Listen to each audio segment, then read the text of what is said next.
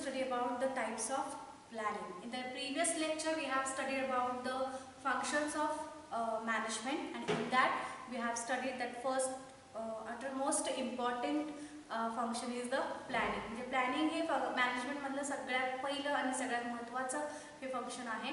तर आज आपण बघणार आहोत की नेमकी प्लॅनिंग कोणकोणत्या टाईपचे असतात. आता एखादं ऑर्गनायझेशन असेल तर खूप मोठं ऑर्गनायझेशन असणार आहे. त्या ऑर्गनायझेशनमध्ये एकच प्लॅनिंग काम करत नाही. Department wise according to the need, गरजेनुसार प्लॅनिंग बदलत जातात. वेगवेगळे प्लॅनिंग आपल्याला करावे लागतात. सो इथं आपण 5 to 6 टाइप्समध्ये शिकणार आहोत की प्लॅनिंग कोणकोणत्या प्रकारचे कोणकोणत्या लेवलला केल्या जातात आणि ते कोणत्या पद्धतीच्या असतात. Okay, so as we all know what is planning. Planning is to decide in advance what to do, how to do, where to do it and who is to do it. Okay, म्हणजे कुठं करायचं आहे, कुणी करायचं आहे, केव्हा करायचं आहे, कोणत्या पद्धतीनं करायचं आहे हे प्लॅन करणे, हे ऑलरेडी डिसाईड करणे म्हणजे planning. So here we are going to learn the types of planning, and according to the some sector wise, according to some department wise, we will study how the planning is distributed. So first part जो आहे जो आपण शिकणार आहोत तो म्हणजे coverage of activity. मी तुम्हाला आधी सांगितले की प्लॅनिंग हे डिस्ट्रीब्यूट केलेले आहे वेगवेगळ्या टॉपिकच्या under. So coverage of activity ह्याच्या अंडर कोणकोणत्या प्रकारच्या प्लॅनिंग आपण करत असतो in an organisation. So coverage of activity ज्या ऍक्टिव्हिटी कव्हर करायच्या आहेत अकॉर्डिंग टू त्या बेसिसवर आपल्याला दोन प्रकारच्या प्लॅनिंग असतात. पहिली आहे ती कॉर्पोरेट प्लॅनिंग आणि दुसरा आहे तो functional planning. Corporate planning and functional planning. What is by corporate planning? Corporate म्हणजे काय? कॉर्पोरेट म्हणजे संयुक्त, म्हणजे एकत्र येऊन मोठी कंपनी तयार झालेली असते. कॉर्पोरेट सेक्टर तुम्हाला माहिती आहे, एअरलाइन्स या ज्या कंपनी आहेत त्या कॉर्पोरेट सेक्टरमध्ये येतात. सो कॉर्पोरेट मीन्स ह्या ज्या कंपन्या असतात ह्याच्यामध्ये जे प्लॅनिंग केले जातं that is called the corporate planning. Okay, in this the planning is done on corporate level, that is why it is called corporate planning. म्हणजे इथं जे प्लॅनिंग केले जाते ते कॉर्पोरेट लेवलवर केलं जातं. आणखी इथं जो प्लॅन होतो तो लॉंग टर्मसाठी होतो. ओके, म्हणजे ह्याच्यामध्ये जे ऑब्जेक्टिव्ह ठरवले जातात ते लॉंग टर्मसाठी ठरवले जातात आणि त्या लॉंग टर्म ठरवलेल्या ऑब्जेक्टिव्हला सपोर्ट करण्यासाठी छोटे छोटे प्लॅन्स जनरेट केले जातात. ओके, जेणेकरून ते जो लॉंग टर्म ऑब्जेक्टिव्ह ठरवलेला आहे तो अचीव्ह करता येईल. Okay, got it? What I am saying की ह्याच्यामध्ये जे प्लॅनिंग केली जाते ते कॉर्पोरेट लेवलला केली जाते. आणखी ह्याच्यामध्ये लॉंग टर्म ऑब्जेक्टिव्ह ठरवला जातो आणि तो लॉंग टर्म ऑब्जेक्टिव्ह अचीव्ह करण्यासाठी जनरल प्लॅन जनरेट छोटे छोटे प्लॅन्स तयार केले जातात. Got it? So planning done on corporate level. Okay, त्याच्यामध्ये कॉर्पोरेट लेवलवर काय करतो आपण? प्लॅनिंग करतो. आणखी long term objective,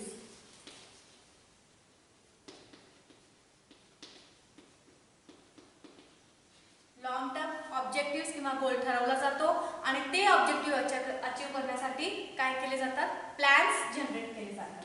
okay, plans generate केले जातात. ओके, हे आहे आपलं corporate planning. What is functional planning?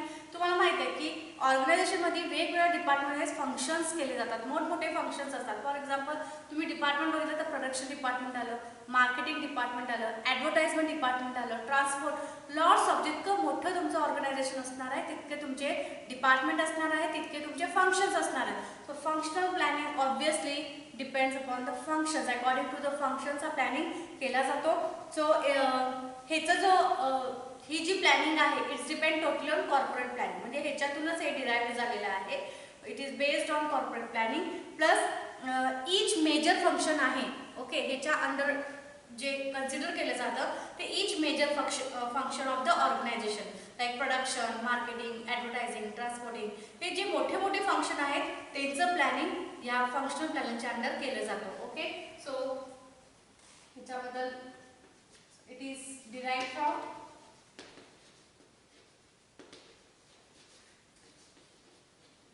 derived from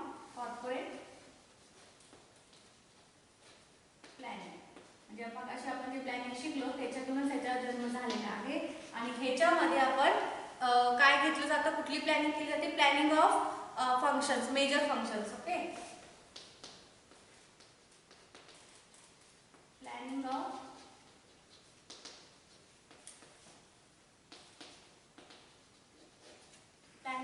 major functions of the organization. Major functions of the organization. For example, production, marketing, etc. So on.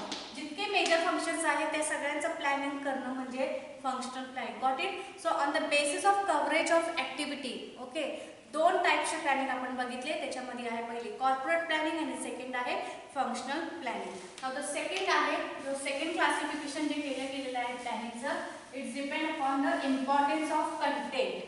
Okay, second type आहे त्याच्यामध्ये importance of contents. त्याच्या महत्व, कंटेंट्सच्या महत्वावर जे इम्पॉर्टन्सवर इथं classification केले गेले आहे. Again ह्याच्यामध्ये दोन टाईपचे प्लॅनिंग तुम्हाला मिळणार आहेत. पहिला आहे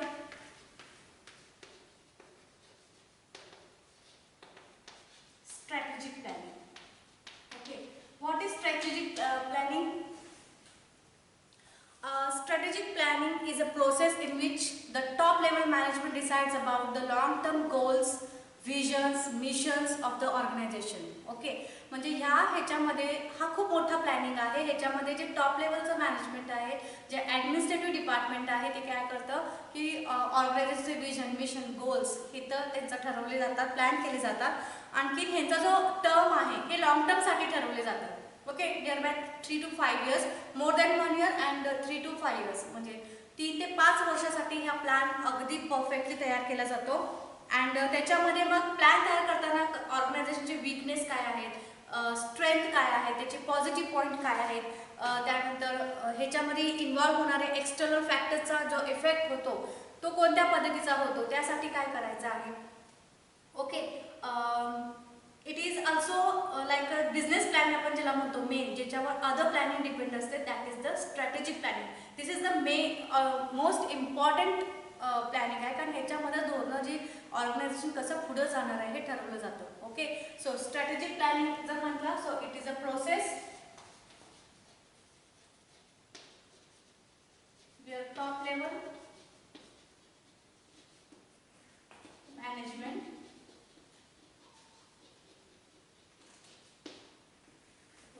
decides vision, mission, goals, etc. Okay, हे सगळे इथे ठरवले जातात. पॉलिसीज, त्यानंतर इन्स्ट्रक्शन्स, या सगळ्या गोष्टी इथे ठरवल्या जातात. त्यानंतर दिस इज फॉर लॉंग टर्म आहे. ओके,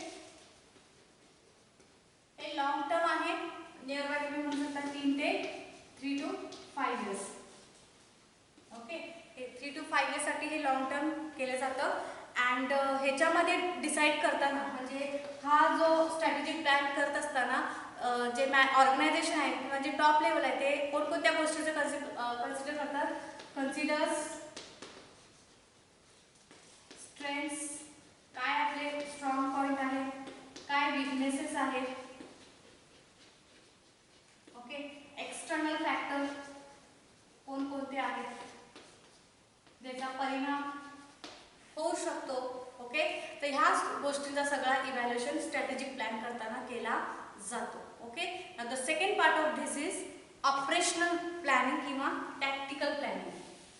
ओके, स्ट्रॅटेजिक झाल्यानंतर आता ह्याला आपण टॅक्टिकल प्लॅनिंग म्हणू शकताय किंवा ह्याला आपण ऑपरेशनल प्लॅनिंग असंही म्हणतो. Okay, so tactical planning involves how the resources should be utilized, okay, so that to achieve the desired goal. म्हणजे टॅक्टिकल प्लॅनिंग, ऑपरेशनल प्लॅनिंग म्हणजे त्याच्याच आहे बघा. ऑपरेशनल म्हणजे जे ॲक्टिव्हिटी, ॲक्च्युअल ॲक्शन आहे, जे ॲक्च्युअल ॲक्टिव्हिटी आपण करतो ते गोल अचीव करण्यासाठी.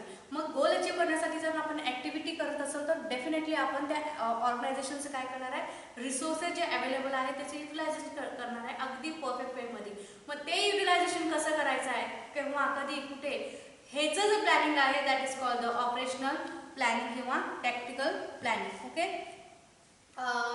So it is the expansion of the ह्या टॅक्टिकल प्लॅनिंगमध्ये जे स्ट्रॅटेजिक प्लॅनिंग आहे ह्याच्या आधी जे मी सांगितलं तुम्हाला, त्याचं एक्सपान्शन फॉर्म इथं होतं. म्हणजे ते तिथं ठरवलेल्या गोष्टी आहेत, इथं ते ॲक्च्युअलमध्ये आणायचा प्रयत्न केला जातो. म्हणजे तेच प्लॅन इथं एक्सपांड केले जातात, वाढवले जातात अकॉर्डिंग टू द डिपार्टमेंट्स. ऑर्गनायझेशनमध्ये जे डेव्हलप डिपार्टमेंट्स आहेत त्यावाईज तो स्ट्रॅटेजिक प्लॅन काय केला जातो, ह्या टॅक्टिकल प्लॅनिंगच्या अंडर एक्सपांड केला जातो, वाढवला जातो आणि ते ॲक्टिव्हिटी कंडक्ट केल्या जातात. So tactical planning,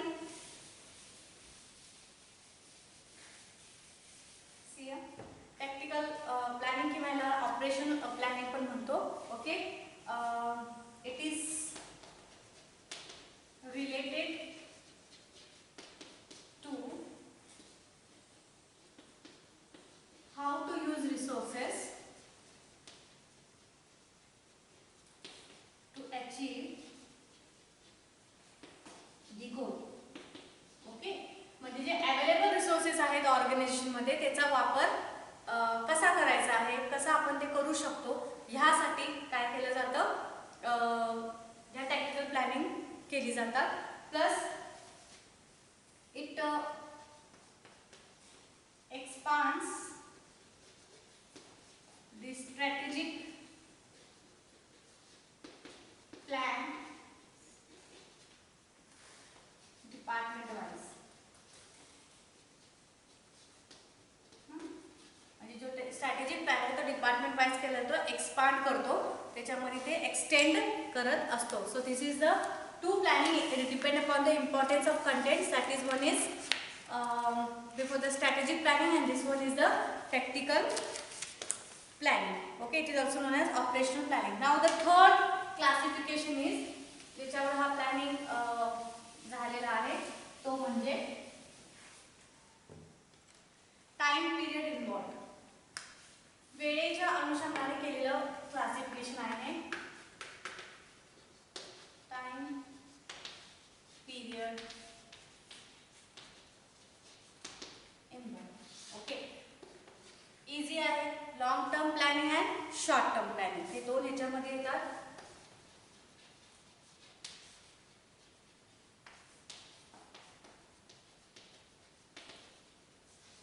okay, long term planning obviously it is strategic in natures and involves more than one period. म्हणजे एक वर्षाच्या वरचे जे प्लॅनिंग असतात ते लॉंग टर्म ह्याच्यामध्ये कन्सिडर करून they can extend to 15 to 20 इयर्ससाठी सुद्धा ते प्लॅन तयार केले जाऊ शकतात. म्हणजे त्याची जी टाइम पिरियड आहे तो 15 ते 20 वर्षापर्यंत सुद्धा जाऊ शकतात, पण मिनिमम तो 1 वर्षाच्या वर तयार केला जातो. युजली ह्याच्यामध्ये सगळे स्ट्रॅटेजिकच प्लॅन येणार आहेत. जे मागच्या आपण क्लासिफिकेशनमध्ये शिकलो की स्ट्रॅटेजिक प्लॅन हे मोठे लॉंग टर्म प्लॅन्स आहेत, ते ह्याच्यामध्ये तयार केले जातात. गोल्स, ऑब्जेक्टिव्स, पॉलिसीज, इन्स्ट्रक्शन्स ह्या सगळ्या गोष्टी लॉंग टर्म ह्याच्यामध्ये इन्क्लूड केल्या जातात. Okay, so it is strategic is nature, strategic in nature, prepared for more than 1 year. एक वर्षापेक्षा वरचाच हा प्लॅन असतो and extend up to 15 to 20 years. 15 ते 20 वर्षापर्यंत सुद्धा तुम्ही हा लॉंग टर्म प्लॅन तयार करू शकता. The second one is short term. Short term planning up to 1 year. एक वर्षाचा जो प्लॅन आहे त्याला तुम्ही शॉर्ट टर्म प्लॅनिंग मध्ये इन्क्लूड करू शकताय. आणि ह्याचं जे आहे जे हे जे शॉर्ट टर्म प्लॅन्स आहेत with refer too long term planning हे तयार केले जातात. म्हणजे लॉंग टर्म मध्ये जे ठरवलं आहे ते अचीव करण्यासाठी शॉर्ट टर्म प्लॅन्स हे तयार केले जातात. It's totally depend related to this.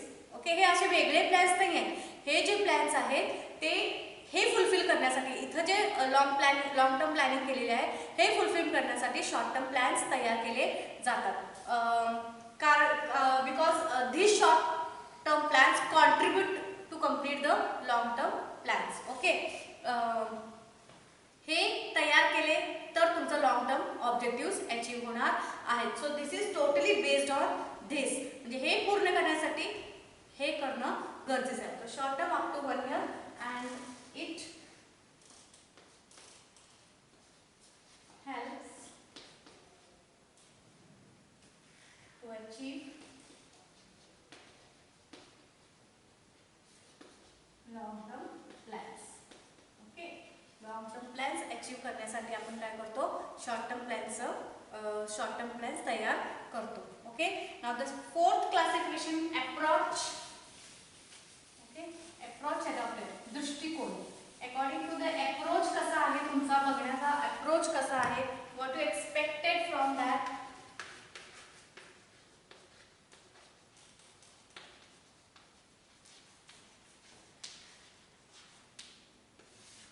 Okay, approach adopted.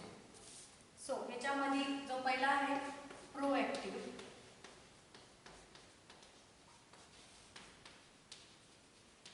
Proactive planning. Okay, so in this proactive planning,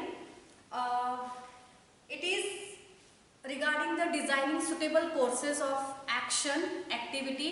म्हणजे भविष्यात एखादा प्रॉब्लेम येणार असेल तर त्यासाठी तयार केलेला प्लॅन जो असतो त्याला आपण प्रोएक्टिव्ह प्लॅनिंग म्हणतो. म्हणजे एखादा प्रॉब्लेम येणार आहे, बाहेरचे एन्व्हायरमेंटल फॅक्टर्स आहे, हां आपल्याला भविष्यात हा आता समजा आता उन्हाळा सुरू आहे, काम सुरू आहे, पुढे पावसाळा येणार आहे, तर पावसाळ्यात जर आपल्याला एखादा प्रॉब्लेम येत असेल, फ्लडचा पूर येणार आहे किंवा काय अजून कुठलं ट्रान्सपोर्टेशन प्रॉब्लेम येणार आहे, तर त्यासाठी जो प्लॅन आपण ऑलरेडी तयार करून ठेवतो त्याला आपण प्रोएक्टिव्ह प्लॅनिंग असं म्हणतो. Okay, so it is depend upon totally changes in environment. म्हणजे वातावरणात एन्व्हायरमेंटमध्ये जो बदल होणार आहे ते गृहीत धरून, ओके, ते कन्सिडर करून आधीच प्लॅन तयार केले जातात, त्याला आपण प्रोएक्टिव्ह प्लॅनिंग असं म्हणतो. And the next is reactive planning.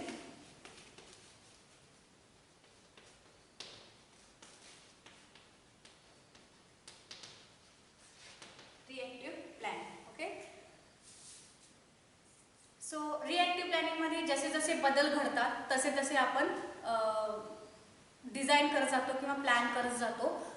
एखाद्या एन्व्हायरमेंटमध्ये आला चेंज की ॲटोमॅटिक आपला ऑन दी इमिडिएट बेसिस आपल्याला एक प्लॅन तयार करावा लागतो सो दॅट तो प्रॉब्लेम तिथं सॉल्व्ह होईल. त्याला आपण काय म्हणतो, रिएक्टिव्ह प्लॅनिंग. पण मोस्टली मॅनेजर्स काय करतात, प्रोएक्टिव्ह प्लॅनिंग जास्त प्रिफर करतात. बिकॉज कॅलॅमिटी काय येणार आहे आपल्याला माहीत आहे, येऊ शकते, तर ते आधीच आपण काय करू शकतो तिथं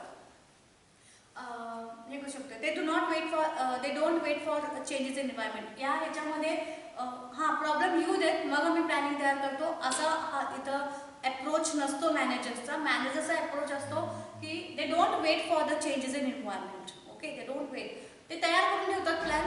ओके, आला तर अप्लाय करून टाकायचा, इथं आल्यानंतर इथं तयार केला जातो प्लॅन. ओके, सो इथं मोस्टली छोटे छोटे प्रॉब्लेम्स असतात त्याच्यावरचं इथं सोल्युशन आपल्याला फाइंड आउट करायला मिळतं. So this is the fourth one, approach adopted. Now next is degree of formalization. शेवटचं आपलं क्लासिफिकेशन आहे ते म्हणजे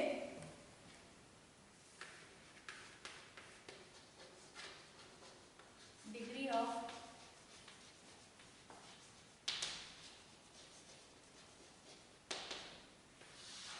फॉर्मलायझेशन. ह्याच्यामध्ये दोन येतात, फॉर्मल प्लॅनिंग आणखी informal. You know very well formal आणि इनफॉर्मल म्हणजे काय.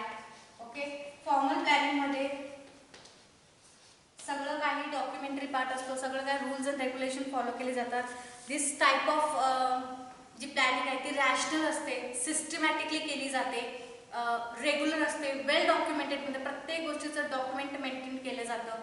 ओके, हा जो प्लॅन आहे इट इज जनरेटेड बाय और प्रिपेअर्ड बाय एक्सपर्ट्स द्वारा हा प्लॅन तयार केला जातो. लाईक इंजिनियर्स, त्यानंतर इकॉनॉमिस्ट असतात, ओके, हायर लेवलची लोक असतात, त्यांच्याद्वारे हा प्लॅन तयार केला जातो.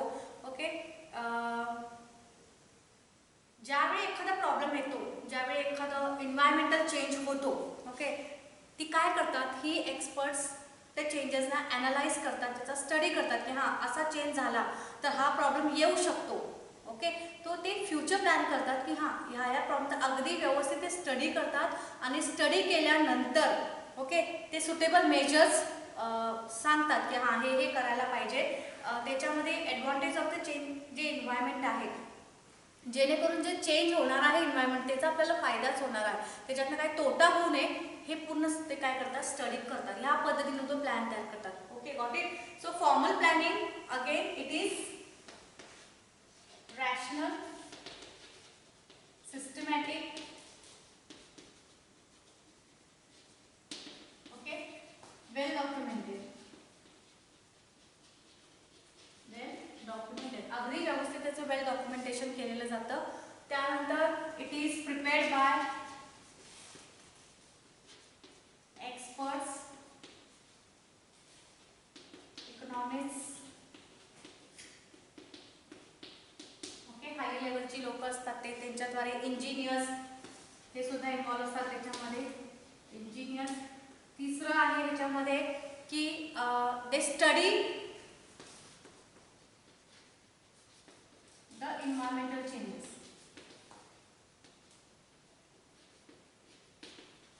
Okay, they study the environmental, अभ्यास करतात अगदी व्यवस्थित, एक्सपर्ट्स अभ्यास करतात. अभ्यास केल्यानंतर त्यातनं काय आपल्याला तोटा होणार नाही आणि अकॉर्डिंग टू दॅट ते काय करतात, मेजर्स म्हणजे सेफ्टी मेजर्स किंवा सुटेबल मेजर्स तो प्रॉब्लेम सॉल्व्ह करण्यासाठी तयार करून ठेवतात.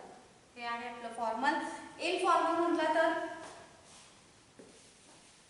इनफॉर्मल प्लॅनिंग जर म्हटलं तर definitely informal planning is undertaking generally by small ऑर्गनायझेशनमध्ये फॉलो केलं जातं. इनफॉर्मल मोठमोठ्या ऑर्गनायझेशनमध्ये फॉर्मल प्लॅनिंगच अडॉप्ट केली जाते.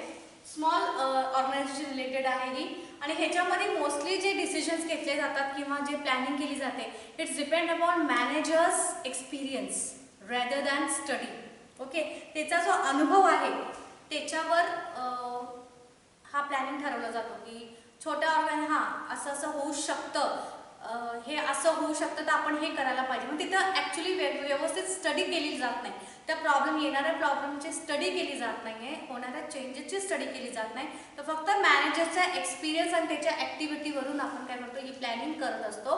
So that is why it is applied up to the small organization. Okay, ह्याला आपण मोठ्या ऑर्गनायझेशनमध्ये फॉलो करू शकत नाही. So this is totally depend upon the manager's experience. त्याच्या एक्सपिरियन्सवर ही प्लॅनिंग तयार होते. त्याचा अनुभव, माझा 10 वर्षाचा अनुभव सांगतो की हे असं करायला पाहिजे, हे असं असं होतं. तिथं स्टडी नाही केली जात. ओके, दॅट इज वाय हे रॅशनल आहे की नाही हे आपण सांगू शकत नाही. अगदी त्यानं काढलेलं सोल्युशन परफेक्ट असेल की नाही हे आपण सांगू शकत नाही. So this is formal and informal. So I think you got की टाईप्स ऑफ प्लॅनिंगमध्ये आपण बघितलं 5 कॅटेगरीमध्ये त्याचं क्लासिफिकेशन केलं गेलेलं आहे आणि त्याच्यातलं शेवट होता degree of formalisation. Okay, now आपण बघूया प्लॅनिंगमधले स्टेप्स कोणकोणते असतात. In a short we will see की what are the steps involve in the plan. Planning करताना पहिल्यांदा काय केलं जातं, मग काय करायला हवं आपल्याला, जेणेकरून ही प्लॅनिंग अगदी व्यवस्थित perfectly 100% with less efforts will achieve the goals of the enterprises. Okay, the steps in planning.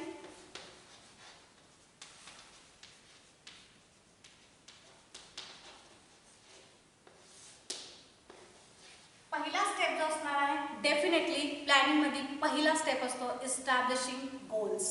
Okay, आपले गोल्स ठरवले पाहिजे. ऑर्गनायझेशनचे गोल्स आहेत, ऑब्जेक्टिव्स आहेत, जे काही तुमच्या पॉलिसीज आहेत ते सगळं ह्याच्यामध्ये ठरवलं गेलं पाहिजे. Okay, so इस्टॅब्लिशिंग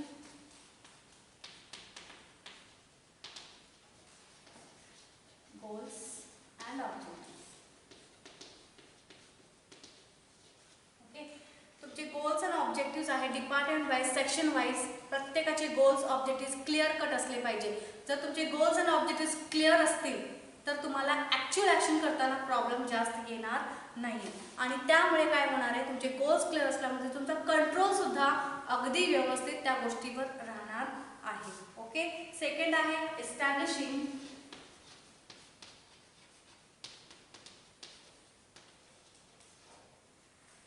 planning प्रिन्साइसेस.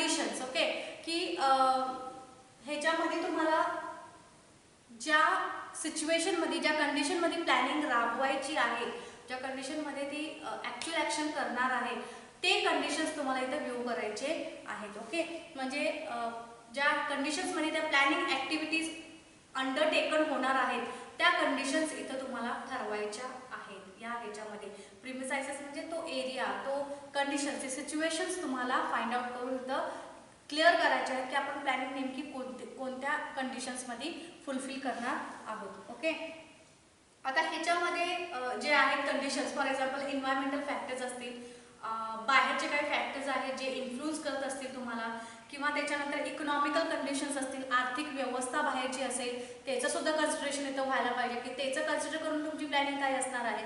बाहेरचे रॉ मटेरियल रिसोर्सेस असणार आहेत, ते त्याची अवेलेबिलिटी, त्याची cost.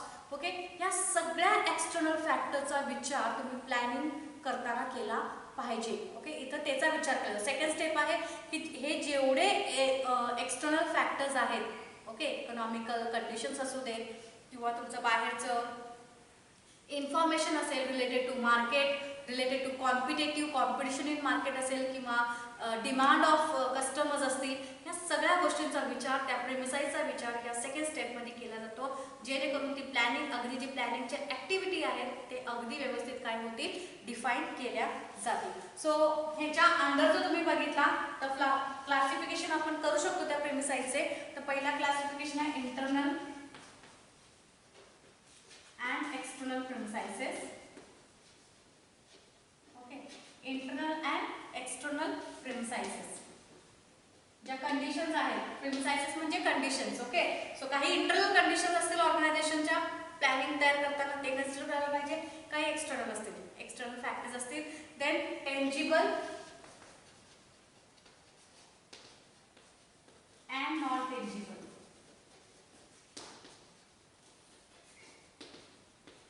Tangible and non tangible premises. आठवते का बघा, टेंजिबल म्हणजे जे दिसतात, जे बदल दिसतात, नॉन टेंजिबल म्हणजे जे दिसत नाही. काही फॅक्टर्स असे असतात जे आता सध्या आपल्याला दिसत नाही आहेत पण ते येऊ शकतात कधी पण. आणि टेंजिबल जे बदल दिसतात आपल्याला, जे चेंजेस आपल्याला दिसतात, ते सुद्धा आपल्याला कन्सिडर करून काय सुद्धा प्लॅनिंग ही करावी लागते. हा सेकंड स्टेप आहे. And the third one is controllable and non controllable.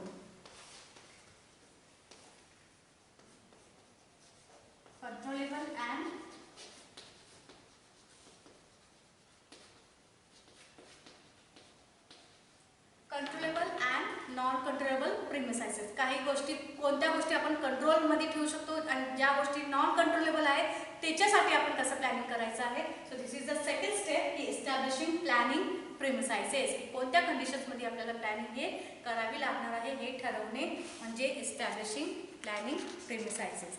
Now next, third one is deciding the planning period. Okay, तिसरा जो स्टेप आहे प्लॅनिंग मध्ये तो आहे आपला डिसाइडिंग द प्लॅनिंग पिरियड. आता तुम्हाला डिसाइड करायचं आहे.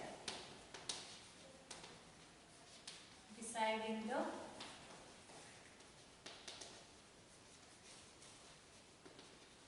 Planning period. ओके, इथं तुम्हाला टाइम पिरियड ठरवायला लागेल की तुम्ही कोणत्या टाइम पिरियडसाठी तुमचं प्लॅनिंग हे करणार आहे. तुम्ही एकदा लॉंग टर्म प्लॅन डिसाइड केला, 1 इयरसाठी समजा तुम्ही प्लॅनिंग प्रिमिसाइसेस डिसाइड केला. Now you have to decide the task period for the plan. Okay, की बाकीचे जे ॲक्टिव्हिटीज आहेत त्याचा टाइम पिरियड काय असणार आहे, त्याचे प्लॅन्स काय असणार आहे, तो इथे टोटली तुम्हाला टाइम पिरियड मेन्शन करावा लागतो. Then identification of alternatives. Identification of what will be alternatives? What will be alternatives? Alternative means पर्याय. ओके,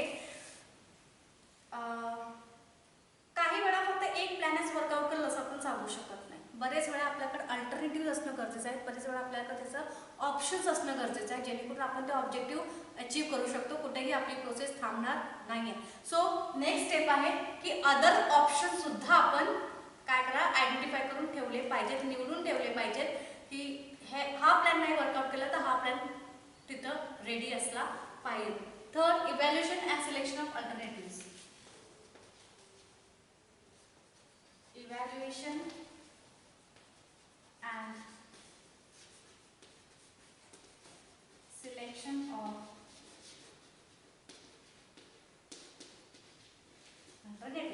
आता तुम्ही इथं पहिला आयडेंटिफाय केला, तुम्ही शोधून काढले की ह्या लॉंग टर्म प्लॅन आहे, आपण लॉंग टर्म प्लॅन डिसाईड केला आहे, त्याच्यासाठी हे अल्टरनेटिव्ह आहे. या अल्टरनेटिव्हमध्ये आता तुम्हाला काय करायचं आहे, त्याचं मूल्यमापन करायचं आहे. ओके, त्याचे एक डेमो घेऊन तुम्ही इव्हॅल्युएशन करायचं आहे. इव्हॅल्युएशन केल्यानंतर तुम्ही त्याचं सिलेक्शन करायचं आहे की आपण ह्याच्यात कोणते बेस्ट अल्टरनेटिव्ह यूज करू शकतो. ओके, म्हणजे तुम्ही याचं इव्हॅल्युएशन करताना तुम्हाला वेगवेगळ्या टेक्निक्स डेमो आता तुम्ही घेणार असाल ते अप्लाय करून बघायचं आहे. तुम्हाला वेगवेगळ्या टेक्निक्स तुम्ही यूज करणार आहात, वेगवेगळे ऑपरेशन्स, रिसर्च, सॉफ्टवेअर पॅकेजेस हे सगळं लावून तुम्ही त्याचं इव्हॅल्युएशन करणार आणि मग तुम्ही त्याच्यात जो बेस्ट अल्टरनेटिव्ह आहे तो तुम्ही चूज करणार. Then developing supportive plan. Next आहे तुमचा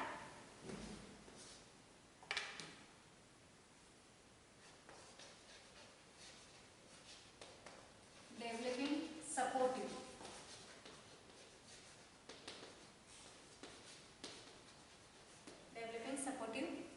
ओके,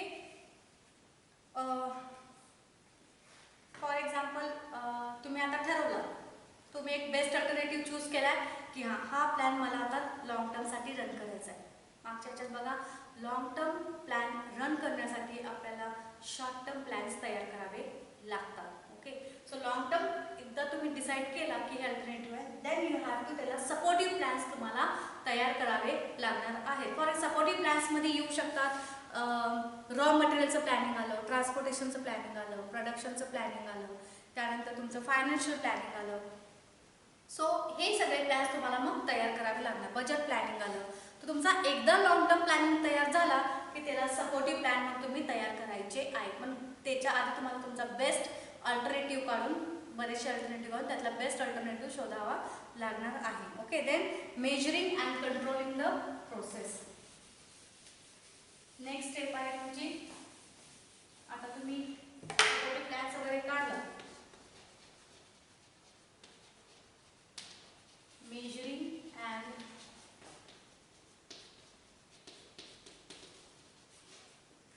कंट्रोलिंग द प्रोसेस. आता तुमची प्रोसेस सुरू झालेली आहे, तुमचं प्लॅनिंग चालू आहे, तुमची सपोर्टिव्ह प्लॅन तयार झालेला आहे. Okay, so now you have to check की तुमचा प्लॅन अगदी व्यवस्थित चाललेला आहे की नाही. जर तुम्हाला वाटलं की नाही आमच्या प्लॅनमध्ये काहीतरी प्रॉब्लेम येण्याची शक्यता दिसते, तर तुम्हाला तिथं लगेच रिमेडियल ॲक्शन तिथं काढून ठेवावी लागणार आहे to make the plan work or change the plan. मग तुमचं काम व्यवस्थित चालण्यासाठी जर एखादा प्रॉब्लेम येत असेल तर तुम्हाला तिथं अगदी रिमेडियल ॲक्शन तिथं ठेवावी लागणार आहे. Otherwise you have to change the overall plan.